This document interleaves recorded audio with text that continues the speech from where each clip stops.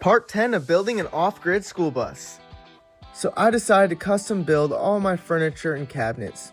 This way they fit just right. So in the bedroom, I'm putting a full king-size bed on top of the water tanks and plumbing. But it doesn't cover the whole space. So I'm building some compartments to store stuff on the sides. And here I'm wiring my outlets on either side of the bed. I did run wires for my outlets all throughout the walls before doing this. However, I did not record that, unfortunately, because it's boring to watch.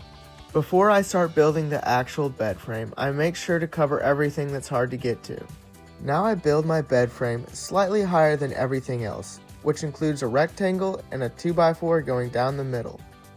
But before I screw my bed slats down, I decided it'd be best to cover the wall in the back first.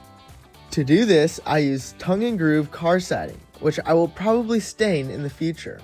That black box is my lithium batteries, which are not supposed to freeze, so I cut a hole out and I'm going to put a vent over them to help them to stay temperature regulated.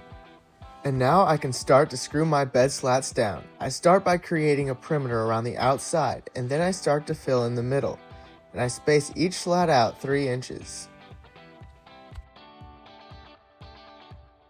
Now in the front, I wired in this dimmer in the dash. This is for my bar light that I installed on the front.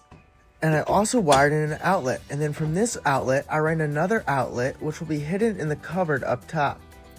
And this outlet is so that I can plug in a TV. This will connect to my phone and act as a GPS or TV.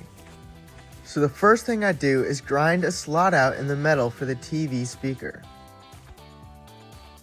After that, I make sure I insulate it as well as I can.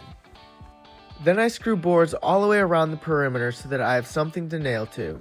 You can also notice that I squirt liquid nail all over where I nail and screw.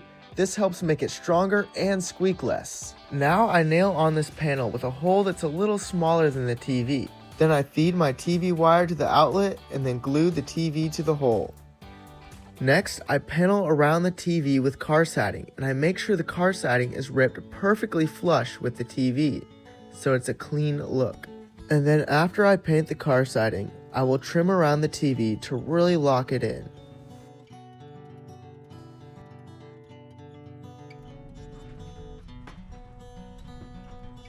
Starting route to Heartland Park.